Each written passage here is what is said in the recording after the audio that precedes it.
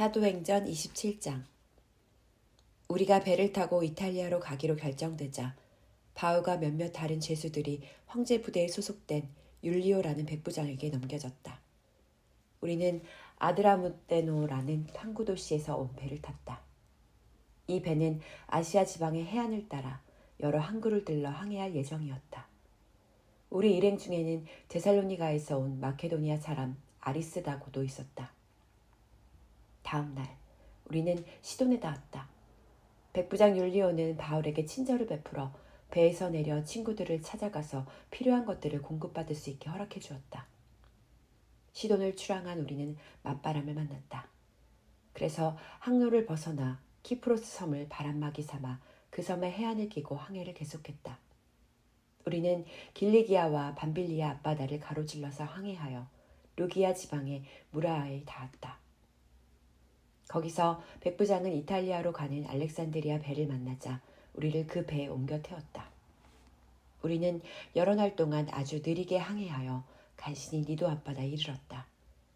그러나 심한 바람 때문에 앞으로 더 나아가지 못하고 크레타 섬을 바람막이 삼아 살모네 쪽으로 돌아서 항해했다. 그렇게 크레타 남쪽 해안을 따라 힘들게 항해하여 라세아 성에서 멀지 않은 아름다운 항구 곧 미앙이라는 곳으로 들어갔다. 우리는 미앙에서 여러 날을 머물러 있어야 했다. 금식하는 절기도 지났으므로 항해하기에 위태로운 시기였기 때문이다. 그래서 바울이 사람들에게 말했다. 여러분, 내가 보니 이대로 항해를 계속하다가는 분명 재난을 당하게 될 것이요. 배와 화물뿐만 아니라 우리의 목숨까지도 위태로울 것입니다. 그러나 백부장은 바울의 말을 듣지 않고 선장과 선주의 말을 더 믿었다. 게다가 그 항구는 겨울을 나기에 적합하지 않았다. 선원들은 대부분 항해를 계속하여 베닉스까지 가서 거기에서 겨울을 나자고 주장했다.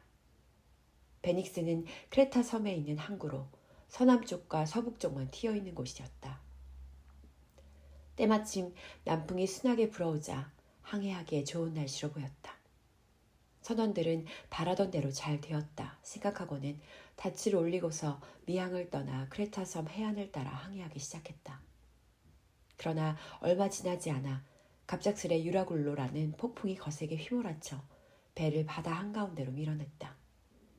배는 폭풍에 휘말려 도저히 제대로 나아갈 수가 없었다.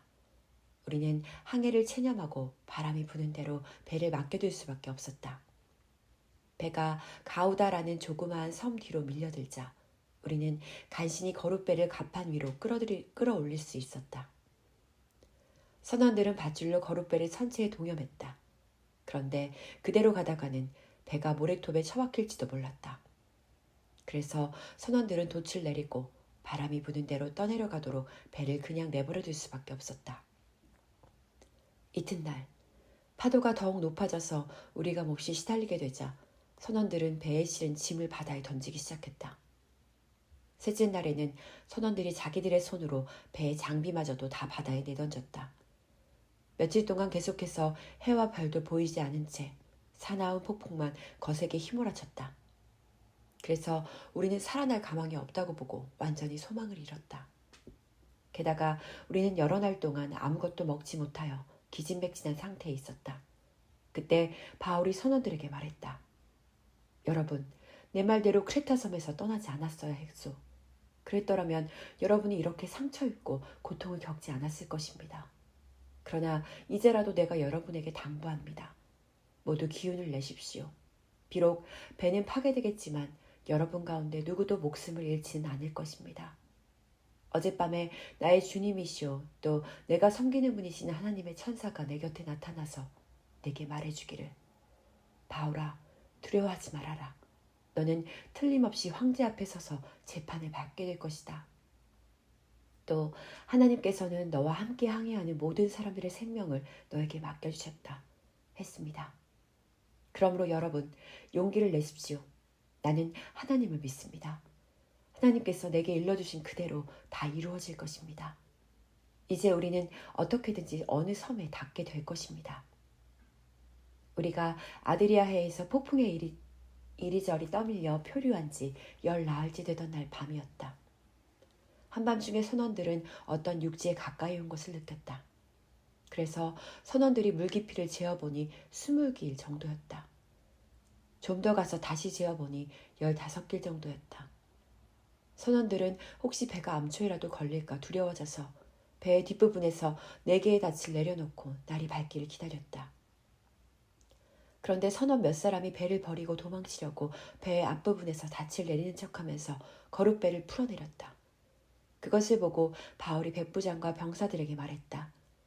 저 사람들이 배에 그대로 남아있지 않고 도망쳐버리면 당신들은 구조되지 못할 것입니다. 그러자 병사들이 거룻배를 묶고 있던 밧줄을 끊어서 거룻배를 바다에 떨어뜨렸다. 먼 동이 트기 시작하자 바울은 모든 사람들에게 음식을 먹으라고 권했다. 여러분은 긴장 속에서 마음을 졸이느라 음식을 입에 대지 않은 지가 14알이나 됩니다.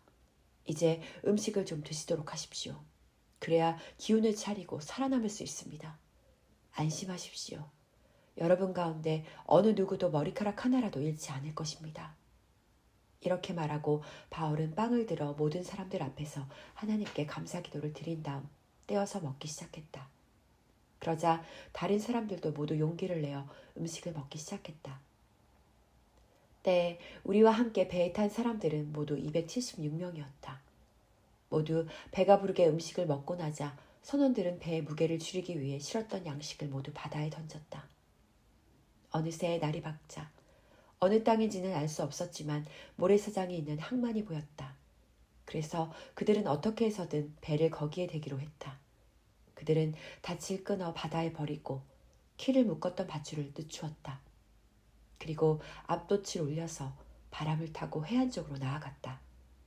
그런데 배가 두 물살이 합치는 곳에 끼어들면서 모래톱에 얹혀버리고 말았다.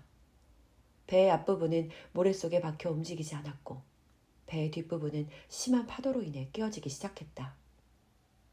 병사들은 죄수들이 혹시 헤엄쳐서 도망할까봐 그들을 아예 죽여버리려고 계획했다.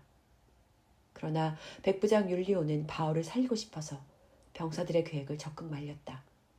그런 후 백부장은 헤엄을 칠 수 있는 사람은 먼저 바다에 뛰어내려 무치로 헤엄쳐 올라가라고 명령했다. 그리고 헤엄을 칠 수 없는 사람은 널빤지나 부서진 배조각을 붙잡고 무치로 올라가라고 했다. 그렇게 해서 모두가 무사히 무치로 올라갔다.